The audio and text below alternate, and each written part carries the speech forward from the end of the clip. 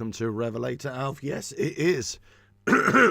Pardon me. It is a radio podcast thing, and it's going to be a short show today, a short live show. I'm going to come on a little bit later on today as well.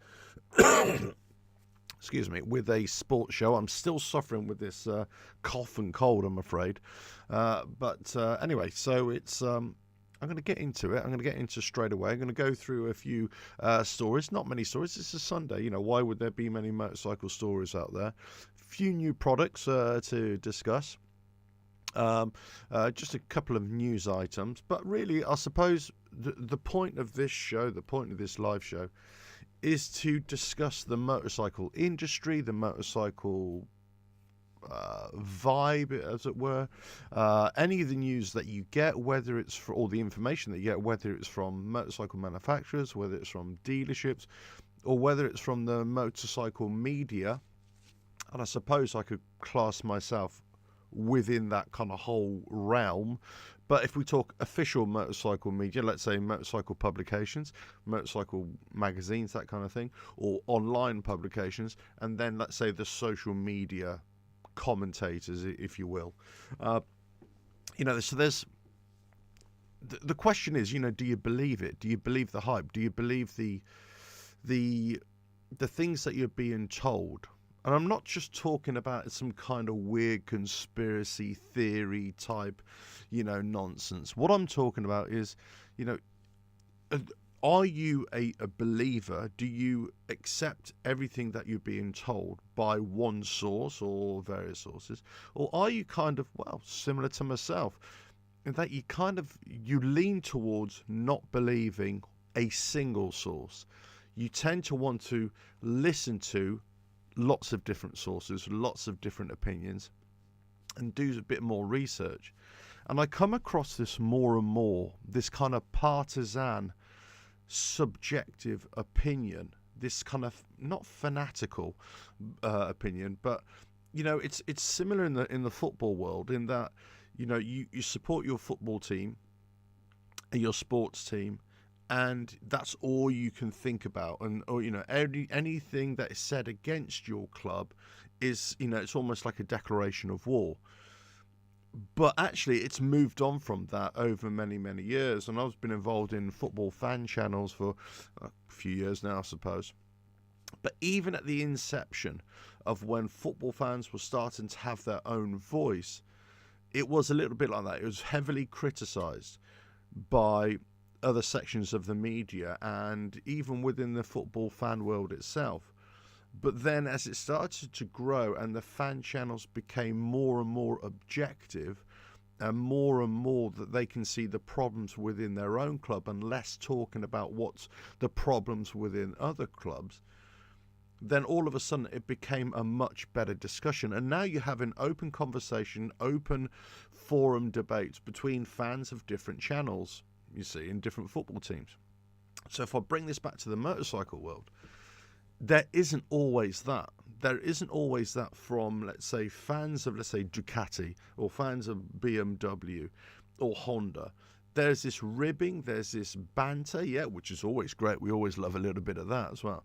But sometimes people, they take it a little bit too far, or they take offense by it, or it's something that it becomes something else. I've talked about this in shows before, where it's, you know, people mistaken your admiration for a brand or your like for a particular motorcycle, and they trying to make it into some kind of nationalistic thing, you know, or, you know, you're anti-British, you're anti-German, you're anti-Chinese, or you're pro-British, German, Chinese, American, whatever it is.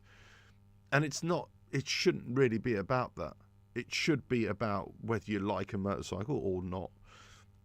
And then, do you buy into the hype, the media, the marketing, especially the marketing from motorcycle manufacturers? Now, it's very interesting for me, very interesting as an objective observer, as it were. I have my own preferences Of course I do. We all do. Everybody does, right? We all have our own preferences. We all like what we like, and we, in the motorcycle world, we kind of ride what we ride. Now, some of us ride a particular brand that's only ever going to ride that brand because you're a fan of the brand, a legitimate fan of the brand. You like their bikes. That's it.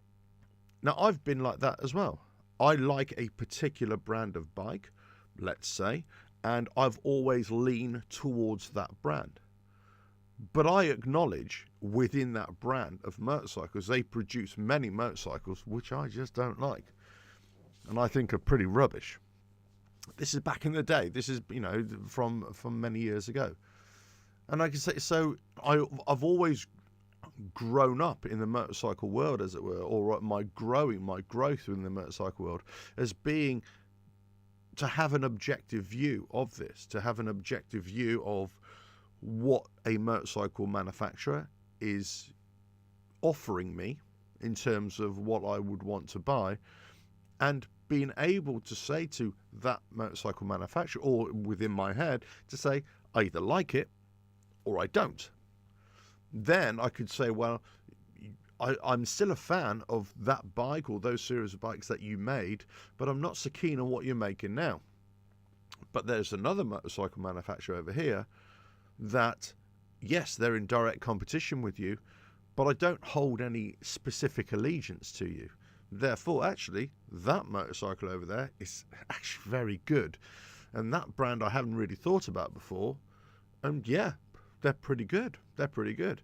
And this is one of the reasons why a few years ago I swapped from, well, it was from Kawasaki, then I went to Triumph, and I kind of went back to Triumph, and then I switched to Harley Davidson. And one of the reasons is at the time it wasn't a Harley Davidson that I was interested in.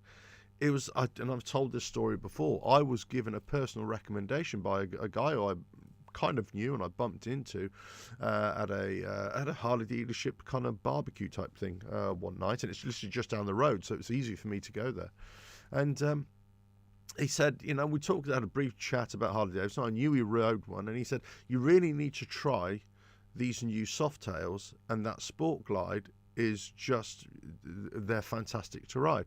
So I went in with a bit of kind of trepidation, I suppose, a bit of cynicism, skepticism, because I've ridden previous Harley Davidsons which I wasn't that impressed with in terms of rideability, in terms of performance, and lots of different things. I wasn't that sure. And there was a particular thing when I rode Street Bobs and Fat Bobs from the Twin Cam days, and other Harleys as well. And there's always one thing, like it's either the braking or the suspension or the cornering, that I didn't particularly like. So when I got into this Sport Glide, and I test rode a few other sort of Street Bob, Fat Bob, Slim. I can't remember. There's a few others that I test rode at the time. And when I rode the Sport Glide, it was an eye opener for me. And I thought, wow, this is the bike. I've always liked this kind of style, the retro style of any manufacturer. But when I rode this bike, I thought, wow, this is great. This is great. But I didn't have any sort of bias before. I didn't have any what we call confirmation bias, that you like something, you think you like something, it's very hard for you to change your mind. I wasn't a Harley Davidson fan. I wasn't a Harley Davidson enthusiast. I wasn't, I hadn't bought into the whole whatever, because I'd always ridden other bikes. And I always say this about the Sport Glide or the Softails and the Cruisers. I always say that was the best thing that Harley Davidson could have done from my point of view, is that they produced motorcycles that riders of other manufacturers would enjoy riding. There wouldn't be this ridicule. When you got to understand, you see, from the UK and from Europe, many people who ride motorcycles, they kind of ridiculed Harley Davidson, and they still do to this day. But most of that ridicule is based upon the reputation of Harley Davidsons from years gone by, and in comparison to British bikes, European bikes, and also from Japanese bikes, of course. So there's always been this kind of thing over here where people kind of turn their noses up at Harley Davidson, or especially if you don't ride one. But when the Softails came out with the M8 engines, all of a sudden I noticed a big difference. I noticed a big difference in attitude towards people, but also people who actually rode them. They thought, well, actually, no, they're pretty good. Different thing for the Tourers. The Tourers have still had problems in terms of rideability, especially suspension, whereas the Softails didn't. They had a good reputation, and they still have a good reputation in certain quarters. And I'm only talking about the bike, so I'm not talking about dealerships, I'm not talking about the company, I'm not talking about cost, I'm certainly not talking about lifestyle or anything like that. I'm just purely talking about the bike itself. Now, I came to it without marketing, without kind of having any kind of idea about Harley Davidson. In fact, in many ways, I didn't really come at this from any kind of motorcycle manufacturing influence at all. I was basically, obviously, motorcycle enthusiast, lifelong, been riding 40 years and all that kind of stuff. But I'd always had my own bike. I'd always done my own research. I looked at magazines, at press, and I kind of come from that background as well. So I kind of knew the score. I knew how to get information. I knew where to get information from. So I kind of made up my own mind, non-partisan, just looked at what I wanted, what kind of bike that I wanted. Mark, good morning. Hi, how are you? It's sunny and cold. Bit cold, but it's sunny here in the UK. But I was just looking at the bike and whether it suited my needs and also suited my preferences, but also my changing riding style as well. And I've talked about this before, in that when I was doing a lot of trail riding with my Triumph a big adventure bike ADV, the Explorer that I had at the time, that I was going off-road, obviously a lot more. I was doing about 60-70% off-road, or trails, let's say, but off-road, off the asphalt, off the tarmac. But my riding had changed dramatically. One, because I just wanted to take it in my environment a lot more. I was really enjoying my environment, the nature, the countryside, all that sort of stuff. So then when I was riding on the road, I found, yes, I could have my speedy days, my fast days, but most of the time I was just sort of chilling out on the bike and just enjoying it for me. Didn't care about what anybody else was doing, what anybody else was thinking. I was just enjoying my bike. And this is off camera because I did start making videos at that time. And when I started the YouTube channel, it was really about just documenting my rides for me. It wasn't for anybody else. I literally thought, right, I'd store them here, so at some point I can review them. And every now and again I go back and watch those old videos as well, just to see the rides that I did and the issues that I had at the time. And then it kind of quickly progressed into something else. but it was a bit of a it was a changing situation for me, an internal changing situation. But I soon started to detect, when I kind of got into thinking about buying a Harley Davidson, I thought, right, okay, is this my kind of bike that I want to ride? Do I like the look of it? Certainly do I like the ride of it? And will it fit in the way I want to ride and the kind of things that I want to do in terms of going forward? And it did, and it ticked all the boxes, as it were. It didn't tick the off-road riding boxes, so that's the reason why I thought, okay, well, I'm going to buy this Harley Davidson for the road, and then I'm going to buy a much smaller bike for the off-road riding world. And eventually I did it, right? But it took a while for me to do that, to get off my ass and actually do that. But the point is that I wasn't burdened by kind of any preconceptions. I wasn't burdened by the fact that, oh, okay, this dealership is saying this YouTube channel is saying that, this motorcycle company is saying this. I blocked my mind out of that, and I wasn't saying anything. But obviously, being involved in YouTube and everything, it was a case that actually the information for this bike and these series of bikes wasn't out there. It wasn't out there. People weren't making content about this. So I thought, do you know what?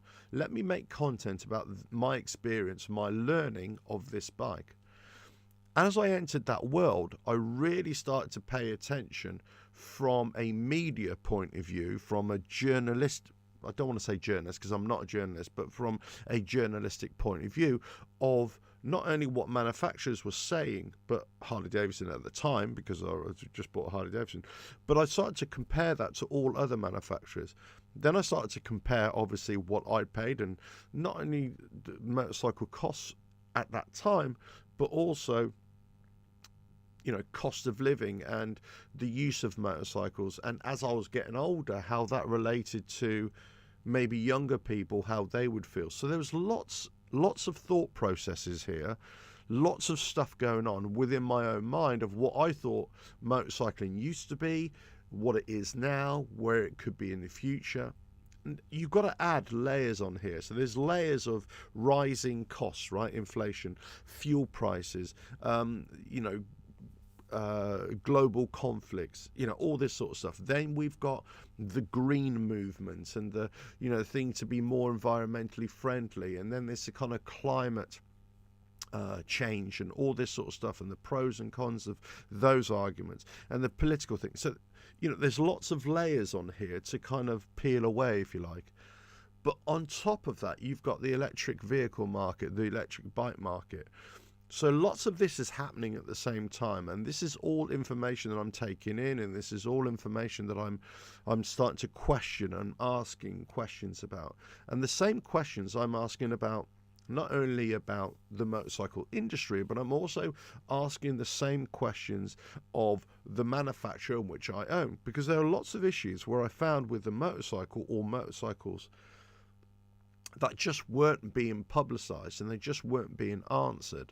And then I was getting lots of messages at the time from people, complete strangers, saying, I've had this problem, da da da, I'm being ignored, nobody wants to listen to me, nobody wants to say to me.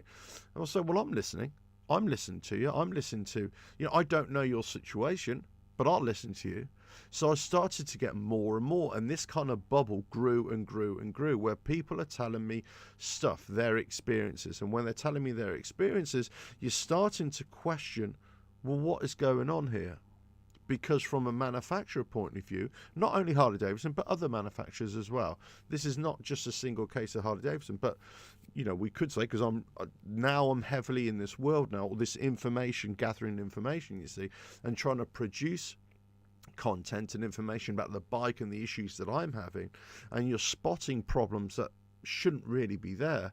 And then you're coming up against other people, or coming into contact or dialogue with other people who have specific problems, and they're not being addressed. And then you start hearing all the horror stories. And yes, there's lots of positivity, but there's also lots of negativity out there as well.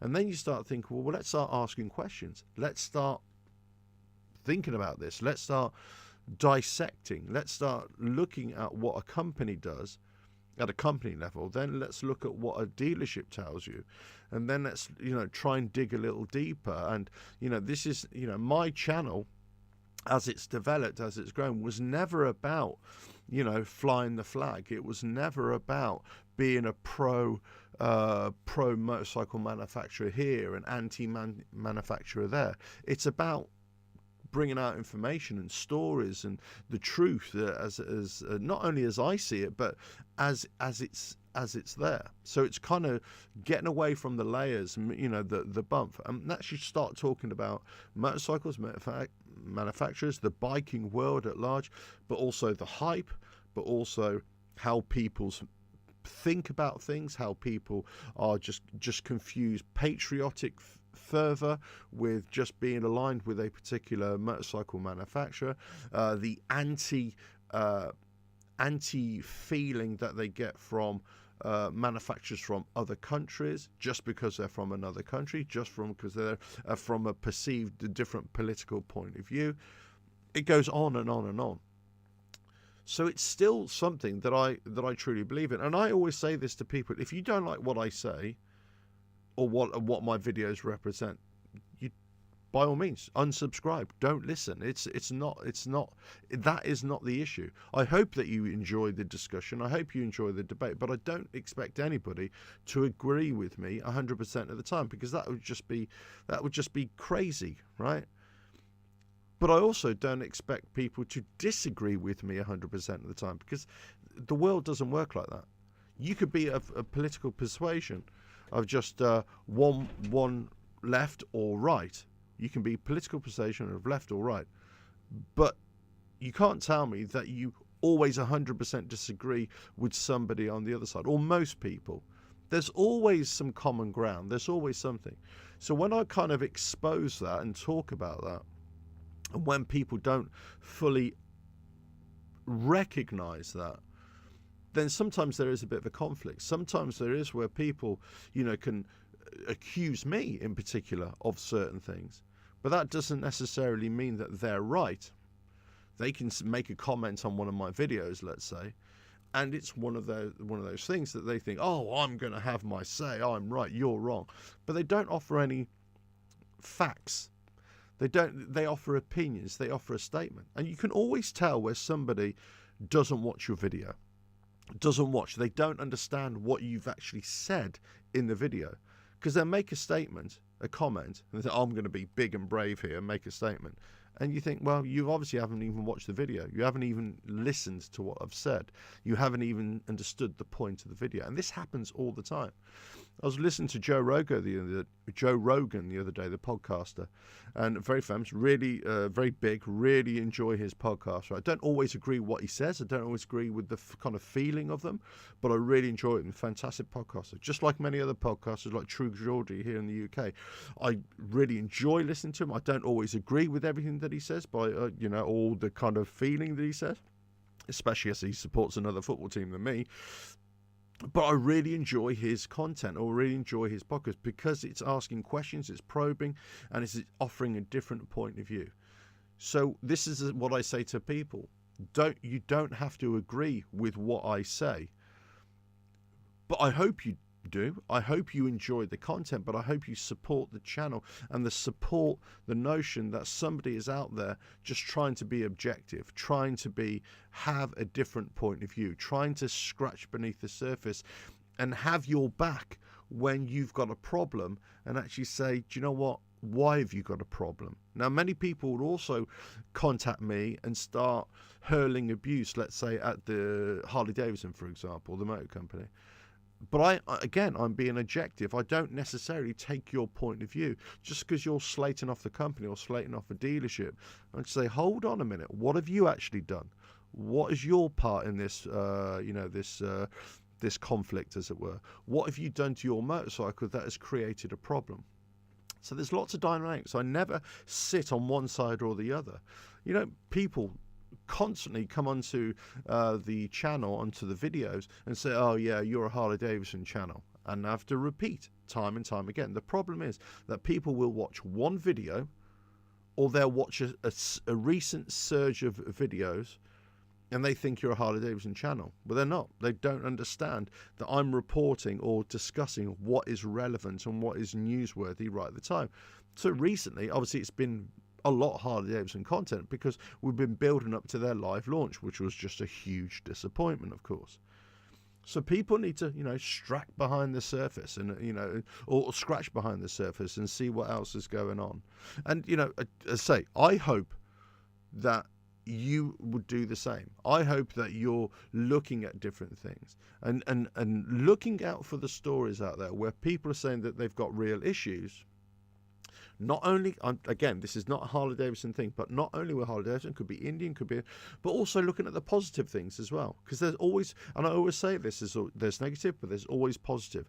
There's always something good out of a bad situation. There's always something bad out of a good situation. It's never 100% either way. There's always something. And people always have good experiences and bad experiences. And you can have let's say a dealership, for example, in somebody's eyes can be the devil incarnate. In the other side, they could be the Lord Almighty. It really depends. But people go off experiences. And this is when I talk about dealerships. And in the past, if you'd watched my content, people, you would hear me regularly say, I have sympathy for dealerships. They're not always getting it wrong. They're not always doing wrong things. Not all dealerships are bad. Some are excellent. Some are fantastic. Some are really care about, their community and all that sort of stuff. But conversely, some don't. And there's nothing about that. I came across a video literally yesterday about a guy who just been banned from a dealership just for having an independent point of view. There's a couple of other channels recently who've been really. These are American channels. This is not me. This is not me making it up. So you don't have to be anti the brand or anti a motorcycle model, even a motorcycle model. But you can have independent thoughts about what is going on, what is right, what is wrong, about things that you're being charged. And the criticisms that I've been levying not only at motorcycle manufacturers recently of the cost, but also I levy the same criticism at energy production companies and stuff like that. We just had a company here in the UK that just posted record profits, billions and billions of pounds in record profits. And you're like going, what the hell's going on? Where massive companies are posting these kinds of profits. It's insane. It's insanity. It is insanity. But guess what? They do. Things go on. You got companies, motorcycle companies that are producing, really expensive motorcycles, but they're not offering any cheaper alternative. And this has always been my criticism. If I was anti-big motorcycle companies, then I would be anti something like Honda, or somebody like I don't know, Yamaha, Suzuki, Kawasaki, or or anything like that. But what they offer is really expensive motorcycles. They offer mid-range motorcycles, and they offer very cheap motorcycles. And whilst they may not be to your personal taste, they offer that. They offer varying value, and large other companies don't. So this is my criticism, when to say, well, actually, if it's a brand that you like, but you can't afford it, then you're being forced into a situation where you're almost being shamed into thinking that you need to buy it. And this is where I always say you don't need to do that. You can go into the used bike market and buy a really old one and try and do it up. But if you're trying to be hoodwinked into think that you need to buy a brand new one, then my criticism is, where is the value, and where is the value in buying something brand new that is overpriced in your own mind and that you can't afford, when you've got other pressing economic factors going on right now.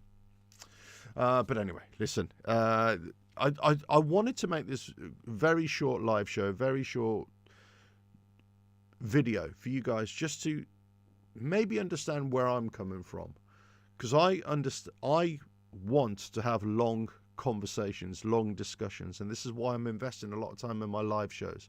I want to have scratch beneath the surface. I want to, look at different situations and different manufacturers, and not only bring out news stories, but bring out, ask questions of news stories, and and question the bias within a news story, or question the bias from a dealership or from a manufacturer, and just compare and contrast. And this is the whole point that I want to bring you guys and say, well, look, there's this motorcycle here, but actually there's another one over there that seems to be a lot better. It might not be to your taste, or it may be to your taste, but look, there's this one here. Maybe this company needs to watch out for that. Maybe this electric bike company need to really pay attention to this other electric bike company who are starting to produce in more and more, and they're a lot cheaper. This is what I bring. This is what I try to show. It's independent. It's objective. It's showing things from another point of view. It's having discussions. It's having conversations, raising topics that maybe people don't want to have, and maybe they don't want to listen to. That's fine. There's no problem there. You don't have to listen. You can turn me off. You can turn the channel off. Go and watch something else that only reinforces what you want to believe. There's no problem there. But that's not me. That's not my channel. It was never supposed to be about that, and it never was that. It was always about my thoughts, my opinions, what I see, objectivity, seeing the real world as it were. That's what this channel is about. It's always been about a truth, and trying to work out whether a truth that I'm seeing, whether that is the real truth. And I question what I say. I question what I see, what I read, what I believe all the time, in terms of motorcycles, in terms of lots of different things. So I get it. I get it when people question me, because I question myself the whole time. But I appreciate the support that anybody can give this channel.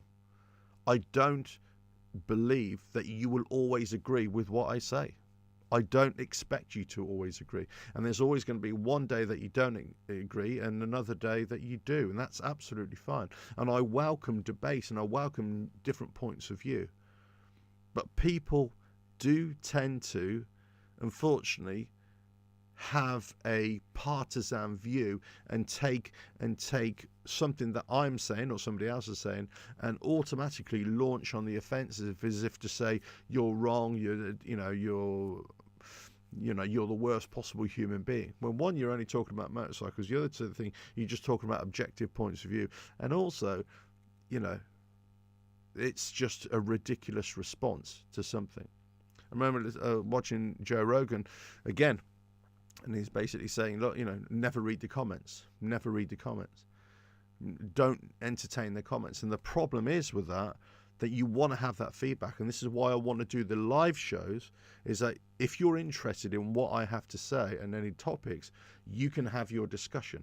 You can have your point of view. You can say what you want to say. The problem is, as you've developed a huge body of work like I've done over quite a few years now, I get comments on a regular basis from old videos as well. It's too much to handle. It getting to the point where it's just too much to handle. I try and answer a few comments, but the problem is, again, it's not about not reading the comments. It's actually about those comments that just take up too much time. And you can always tell when somebody is making a comment because they want to bait you and they want to have something and they want to have that last thing. I come across it all the time. They want to have the last word. They want to make themselves feel great and everything like that and make you feel like crap. All the time. You can spot it a mile away. And sometimes, I still fall into it. I some things. I'm trying to do the right thing. I'm trying to say, okay, and I try and say, well, but people say whatever, and that's not a problem. That's not. I'm not. I'm not a snowflake where I think, I'm going to melt at the slightest little thing. That's not what I'm saying. But it takes up bandwidth. It takes up time. It's time that I just don't have. I'd rather spend my time, and this is what I always say on a regular basis, I spend my time thinking about producing more content for you guys or for people or anybody else or an audience that I haven't reached yet. That's what I'm always thinking about. I'm always thinking about the audience that I haven't reached, and hopefully those who do watch the content come along for the ride, and they come along for what I have to say, all the observations that I'm making, all the discussions, all the topics that I want to raise, so that you can have your say as well. But there we go.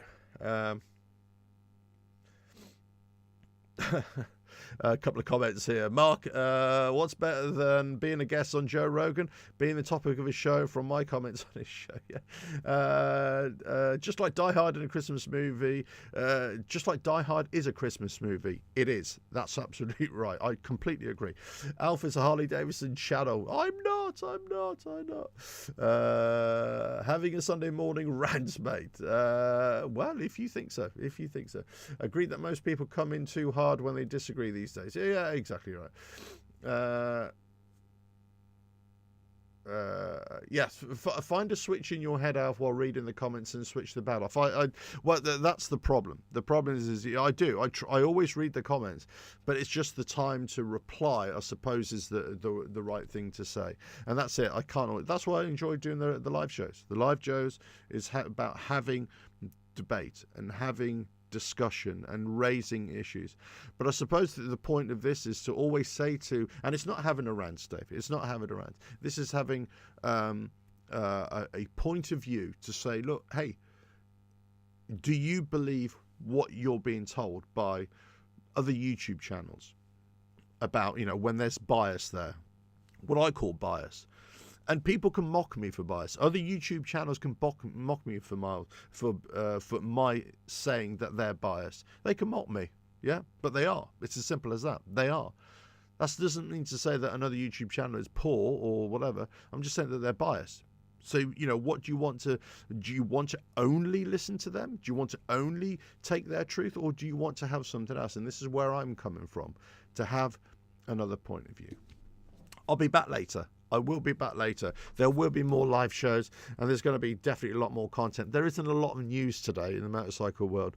There's a few new products, but that's about it. I mean, go to your Motorcycle Press and you'll see those. But I say, I will be back later. I'll probably do a sports show on Twitch, and I am thinking about launching another YouTube channel purely on sports, general sports. But I haven't decided yet. For now, I'm going to keep it on that aspect on Twitch, and we'll see how we go. But anyway, listen, I always say, go watch other YouTube channels. Go and watch, other people. I never say to anybody, you can only watch mine or you should only watch mine. I'm the only one who's telling the truth, because there are always others who have questions just like I have questions, and what I find interesting is where there are legitimate questions, legitimate concerns about any aspect in the world, any aspect of life really, but any aspect in the motorcycle world. And then those legitimate concerns sometimes appear to be dismissed. And just because you have those legitimate concerns, people will say that you're wrong. And that's I disagree with. I disagree with that wholeheartedly. But there we go. Anyway, guys, it's been emotional. All I can say. Very short show today, this morning. Let me know what you think. Let me know your thoughts about the whole thing. Do you believe motorcycle manufacturers, the marketing and everything, which is great, but it should showcase their bikes.